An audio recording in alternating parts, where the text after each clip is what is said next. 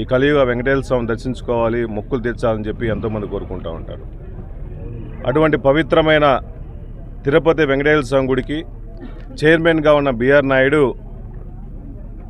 ఆయన డబ్బులు ఉండొచ్చు, టీడీపీకి సపోర్ట్ చేస్తుండొచ్చు, టీడీపీ చంద్రబాబు నాయుడు గారిని లోకేష్ని జాకిలతో లేపుండొచ్చు. కానీ అంత పెద్ద గుడికి అతను అర్హుడా లేదని చెప్పి ఆలోచించకుండా అటువంటి వ్యక్తిని రీసెంట్గా వీడియోలు చూస్తూ ఉంటే ఒక మహిళ మీద చేతులు వేసుకోవటం, అసభ్యంగా ప్రవర్తించటం, ఇటెన్నో వీడియోలు చూశాను. ఇటువంటి వ్యక్తి సభ్య సమాజానికి మహిళలందరూ చాలామంది కూడా ఇటువంటి వ్యక్తి ఒక చైర్మన్గా ఉండటం అనర్హుడని చెప్పేసి చెప్తా ఉన్నారు. నిజంగా చాలా బాధాకరంగా ఉంది. ఒక చిన్న టెంపుల్లో, గ్రామంలోని చిన్న టెంపుల్లో ఒక చైర్మన్ వేయాలంటే 10 మంది కూర్చొని అతని వ్యక్తిత్వం ఎలా ఉంది, అందరితో కలిసిమెలిసి ఉంటాడా లేదా అని చెప్పేసి వ్యక్తిత్వం తెలుసుకునే అటు గ్రామంలోని ఒక చిన్న కమిటీ చైర్మన్ వేస్తారు.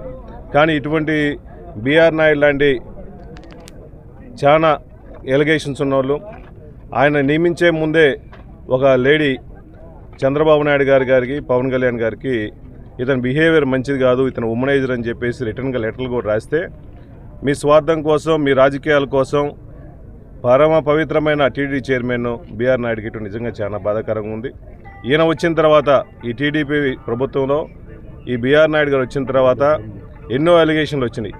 గతంలో ఎప్పుడూ లేని విధంగా చాలామంది ఆ తొక్కిస్లాట్లో కూడా చనిపోవడం జరిగింది. ఇదంతా ఆయన ఫెయిల్యూర్ వల్ల జరిగింది.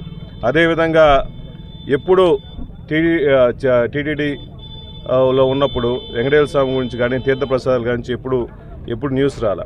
వీళ్ళు కావాలని చెప్పేసి చంద్రబాబు నాయుడు గారు, బిఆర్ నాయుడు గారు వాళ్ళు కావాలని జగన్మోహన్ గారి మీద బురద చల్లడం కోసం, వాళ్ళ రాజకీయం కోసం, వాళ్ళు లడ్డూలో కూడా కల్తీ జరిగిందని చెప్పేసి అసత్య ప్రచారం చేసి టీటీడీ ప్రతిష్టను కూడా దిగజారుస్తున్నారు.